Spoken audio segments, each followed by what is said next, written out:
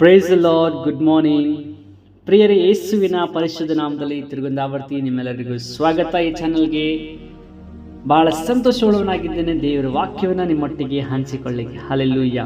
ಎಷ್ಟು ಸಂತೋಷವಾಗಿದೆ ಇವತ್ತಿನ ದಿನ ದೇವರ ವಾಕ್ಯವನ್ನು ಕೇಳೋದಕ್ಕೆ, ಈ ಸ್ವಲ್ಪ ಕಾಲ ಯೇಸು ಒಟ್ಟಿಗೆ ಸಮಯ ಕಳೆಯೋದಕ್ಕೆ. Praise the lord. ನಾನು ಬಹಳ ಸಂತೋಷವುಳ್ಳವನಾಗಿದ್ದೇನೆ, ಯಾಕಂದರೆ ನೀವು ನನ್ನೊಟ್ಟಿಗೆ ಸೇರಿ ಆ ದೇವರೊಟ್ಟಿಗೆ ಸಮಯ ಕಳೀಲಿಕ್ಕೆ ನೀವು ಟೈಮ್ ತಗೊಂಡಿದ್ದೀರಿ, ನೀವು ಆಸಕ್ತಿಯಿಂದ ಬಂದಿದ್ದೀರಾ.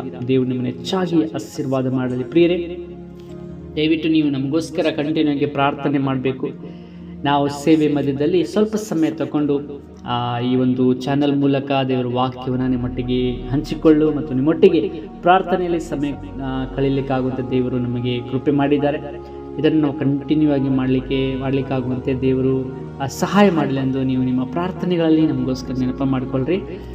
ಸೊ ಇವತ್ತು ಒಂದು ವಾಕ್ಯ ಭಾಗವನ್ನು ಓದಿ ನಾವು ಪ್ರಾರ್ಥನೆಗೆ ಹೋಗೋಣ. ಪ್ರಿಯರೇ, ನಿಜ ನಾವು ದೇವರಿಗೆ ಥ್ಯಾಂಕ್ಸ್ ಹೇಳಬೇಕು. ಯಾಕೆಂದರೆ ನಾವು ಇಲ್ಲಿವರೆಗೂ ಬದುಕಿದ್ದು ದೇವರ ಕೃಪೆ ಅಲ್ವಾ. ನಾವು ಉಸಿರಾಡ್ತಿರುವುದು ದೇವರ ಕೃಪೆ. ಎಷ್ಟೋ ಜನ ಕಷ್ಟದಲ್ಲಿದ್ದಾರೆ, ಹಾಸ್ಪಿಟಲಲ್ಲಿ ಬೇರೆ ಬೇರೆ ಕೆಲಸದಲ್ಲಿದ್ದಾರೆ. ಎಷ್ಟೋ ಜನ ಟ್ಯಾಬ್ಲೆಟ್ ತಗೊಂಡು ಜೀವಿಸ್ತಾ ಇದ್ದಾರೆ. ಆದರೆ ನಾವು ಟ್ಯಾಬ್ಲೆಟ್ ತಗೊಳ್ತಿರ್ಬೋದು ನಿಜ, ಆದರೆ ಈ ಒಂದು ಆರೋಗ್ಯ, ಈ ಒಂದು ಉಸಿರು, ಈ ಒಂದು ಜೀವ ಶ್ವಾಸ, ಇದೆಲ್ಲ ಆಶೀರ್ವಾದ, ನಮ್ಮ ಕುಟುಂಬದ ರಕ್ಷಣೆ, ಇದೆಲ್ಲ ಸಿಕ್ಕಿದ್ದು ಎಲ್ಲ ದೇವರ ಕೃಪೆನೇ. ಅದನ್ನು ಖಂಡಿತ ಅಟ್ಲೀಸ್ಟ್ ಡೈಲಿ ಒನ್ ಟೈಮ್ ಆದರೂ ನಾವು ನೆನಪಿಸಿ ದೇವರಿಗೆ ಥ್ಯಾಂಕ್ಸ್ ಹೇಳಬೇಕು. ಯಾರಾದರೂ ನಮಗೆ ಹೆಲ್ಪ್ ಮಾಡಿದರೆ ನಾವೇನು ಹೇಳ್ತೇವೆ? ತಿರುಗಿ ಥ್ಯಾಂಕ್ಸ್ ರೀ ಅಂತ ಹೇಳ್ತೀವಲ್ಲ, ಅದೇ ಥರ ನಾವು ಎಸ್ಸಪ್ಪಗೂ ಥ್ಯಾಂಕ್ಸ್ ಹೇಳೋದು ಭಾಳ ಮುಖ್ಯ. 10 ಕುಷ್ಠರೋಗಿಗಳು ಬಂದರು. ಎಸಪ್ಪ 10 ಜನಕ್ಕೂ ಗುಣಪಡಿಸಿದ್ರು. ಅವರಲ್ಲಿ ಒಬ್ಬರು ಬಂದು ದೇವರಿಗೆ ಥ್ಯಾಂಕ್ಸ್ ಹೇಳಿದರು. ಆಗ ಎಸಪ್ಪ ಹೇಳ್ತಾರೆ, ಉಳಿದ 9 ಜನ ಎಲ್ಲಿ?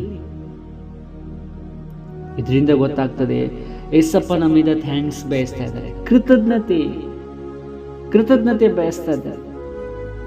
So we have to thank God for all the blessings and the benefit that we have received from God. He is not asking anything, just he is asking thanks. ಅದೇನು ಕಷ್ಟ ಅಲ್ಲ ಹೇಳೋದು, ಎಸಪ್ಪ ಇದೆಲ್ಲ ನಿನ್ನಿಂದ ನಮಗೆ ಸಿಕ್ಕಿದೆ, ಥ್ಯಾಂಕ್ಸ್ ಎಸಪ್ಪ. ಎಷ್ಟು ಹೇಳಿದರೆ ದೇವರು ಎಷ್ಟು ಸಂತೋಷ ಪಡ್ತಾರೆ. ನೀವು ಯಾರಿಗಾದ್ರೂ ಥ್ಯಾಂಕ್ಸ್ ಹೇಳಿದ್ರೆ ಸಂತೋಷ ಪಡ್ತಾರಲ್ಲ, ಅದೇ ಥರ ಅದಕ್ಕಿಂತ ಹೆಚ್ಚಾಗಿ ನಮ್ಮ ದೇವರು ಥ್ಯಾಂಕ್ಸ್ ಇಂದ ಸಂತೋಷ ಪಡ್ತಾರೆ. ಸೊ ಪ್ರಿಯ, ಇವತ್ತಿನ ದಿನ ಒಂದು ವಾಕ್ಯ ಧ್ಯಾನ ಮಾಡೋಣ. ಏನಂದರೆ,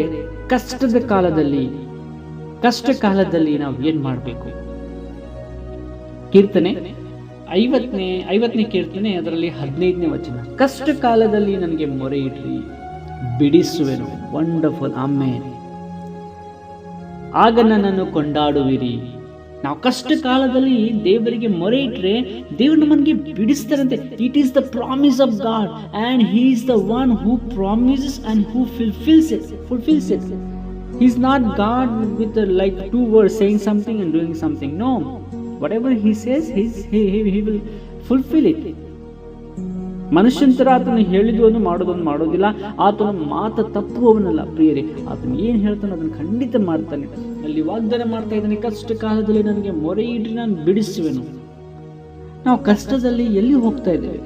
ಯಾರ ಸಹಾಯಕ್ಕೆ ಕೊಡ್ತಾ ಇದ್ದೇವೆ? ಮನುಷ್ಯರ ಸಹಾಯ ಕೊಡ್ತಾ ಇದ್ದೇವೆ? ಡಾಕ್ಟರ್, ಅಧಿಕಾರಿಗಳ ಸಹಾಯ ಕೊಡ್ತಾ ಇದ್ದೇವೆ? ಮೊಟ್ಟ ಮೊದಲು ನಾವು ದೇವರನ್ನ ಕೂಗ್ತಾ ಇದ್ದೇವೆ? ವಾಕ್ಯ ನಮಗೆ ಕಲಿಸ್ಕೊಡ್ತಾ ಇದೆ ನಾವು ಕಷ್ಟ ಕಾಲದಲ್ಲಿ ಏನು ಮಾಡಬೇಕು ಅಂತ. When we are in the trouble, what we must do, Bible clearly teaching us, clearly showing us and revealing us that what we must do when we are in the time of difficulties. When we are in the time of trouble, what we must do, Bible clearly showing. Let's meditate on this. ಈ ವಾಕ್ಯದ ಮೇಲೆ ನಾವು ಧ್ಯಾನ ಮಾಡೋಣ.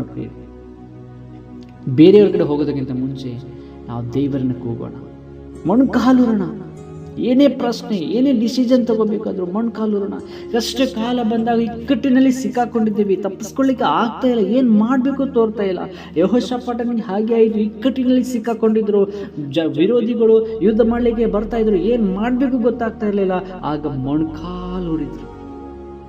ಎಲ್ಲ ಜನರನ್ನು ಕರ್ಕೊಂಡು ಉಪವಾಸ ಘೋಷಣೆ ಮಾಡಿ ದೇವರ ಮುಂದೆ ಮೊಣಕಾಲೂರಿ ಪ್ರಾರ್ಥನೆ ಮಾಡ್ತಾ ಇದ್ದಾರೆ. ದೇವರೇ, ಇವರ ಮುಂದೆ ನಮ್ಮ ಬಲ ಸಾಲ್ತಾ ಇಲ್ಲಪ್ಪ, ಏನು ಮಾಡಬೇಕು ಗೊತ್ತಾಗ್ತಾ ಇಲ್ಲ. ಆದರೆ ನಮ್ಮ ಕಣ್ಣುಗಳು ನಿನ್ನನ್ನೇ ನೋಡುತ್ತಾ ಇವೆ. ಬಹಳ ಮುಖ್ಯ. Very very important. Our eyes are looking upon you Lord. Our eyes are on you. Our strength is not working here. Our strength is not going to work here because they are so much like as sand in the seashore, uncountable. But we are very few people. Our strength will not work before them.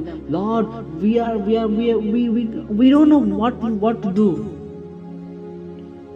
But our eyes are on you, Lord. Our eyes are looking upon you for the miracle from you. ನಮ್ಮ ಕಣ್ಣುಗಳು ನಿಮ್ಮನ್ನೇ ನೋಡ್ತಾ ಇದ್ದೇವೆ ಅಂತ ಹೇಳಿದಾಗ ದೇವರು ಅವರಿಗೋಸ್ಕರ ಯುದ್ಧ ಮಾಡಿ ಜಯ ಕೊಟ್ಟರು. ಇಕ್ಕಟ್ಟಿನಲ್ಲಿ ನಾವು ಯಾರನ್ನು ಕೂಗ್ತಾ ಇದ್ದೇವೆ? ಫಸ್ಟ್ ಯಾರ ಹತ್ರ ಹೋಗ್ತಾ ಇದ್ದೇವೆ? ಪ್ರಿಯರೇ, ಒಬ್ಬ ಪಾಸ್ಟರ್ ಇದ್ರು, ಅವರ ಹೆಂಡತಿಗೆ ಆಕ್ಸಿಡೆಂಟ್ ಆಗಿಬಿಟ್ಟಿದೆ. ಅವ್ರು ಬೇರೆ ಕಡೆ, ಅವ್ರ ನೇಟಿವ್ ಪ್ಲೇಸ್ ಬೇರೆ, ಅವ್ರ ಸೇವೆ ಮಾಡ್ತಿರೋ ಜಾಗ ಬೇರೆ. ಆಕ್ಸಿಡೆಂಟ್ ಆಗಿದೆ, ಹೆಂಡತಿಗೆ ಹಾಸ್ಪಿಟಲಲ್ಲಿ ತಗೊಂಡು ಹೋಗಿದ್ದಾರೆ. ಡಾಕ್ಟರ್ ಹೇಳಿಬಿಟ್ಟಿದ್ದಾರೆ, ಬೆಳಗಿನ ಜಾವ 4-5 ಗಂಟೆ ಮುಂಚೆ 2 ಬಾಟಲ್ ಬ್ಲಡ್ ಬೇಕು. ಪರಿಚಯವರಿಲ್ಲ, ಸ್ವಂತ ಮನೆಯವರಿಲ್ಲ, ಒಬ್ಬ ಪ್ರವಾಸಿ ಥರ ಇದ್ದಾರೆ ಅಲ್ಲಿ, ಅವರು ಸೇವೆ ಮಾಡ್ತಾ ಇದ್ದಾರೆ. ಅವರಿಗೆ ಅಂತ ಕಷ್ಟ ಬಂದಿದೆ. ಬೆಳಗಿನ ಜಾವ 4-5 ಗಂಟೆ ಒಳಗಡೆ 2 ಬಾಟಲ್ ಬ್ಲಡ್ ಬೇಕಂದ್ರೆ ಆ ಟೈಮಲ್ಲಿ ಯಾರ ಹತ್ರ ಹೋಗಬೇಕು? ಯಾರ ಹತ್ರ ಕೇಳಬೇಕು? There is no way. He can't even imagine how to bring. But he did one thing. He just trusted God. He fell on his knee and he kneeled down and he started praying.